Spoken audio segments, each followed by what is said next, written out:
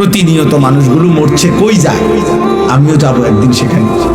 সেখানে আমাকে কিছু জিজ্ঞেস করবে কিনা, আমাকে আমার জীবনের এই চলাফেরা, হাসি কান্না, আমার এই রাত দিন সকাল দুপুরের কোনো হিসেব দিতে হবে কিনা, এদূর বোঝাপড়া, এতটুকু অনুভূতি যদি কারো বিবেকে না থাকে, ও আসলে মানুষ। এটা জন্তু জানোয়ার, কারণ জন্তু জানোয়ারের কোনো হিসাব নেই, জান্নাত জাহান্নামও কিছু নাই, বিচার আচার কিছু নেই।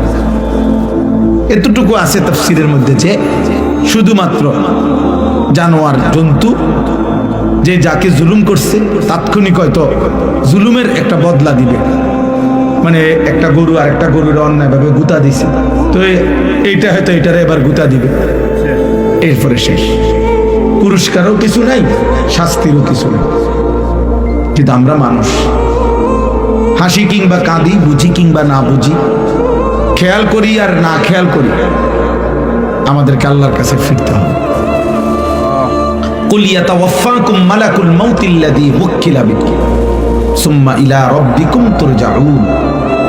আল্লাহ তাআলা বলেন, হে নবী আপনি বলে দেন, তোমাদের প্রত্যেককে মালাকুল মউত আজরাইল জান কবজ করবে, মৃত্যু তোমাদেরকে গ্রহণ করতেই হবে, তুমি না চাইলে।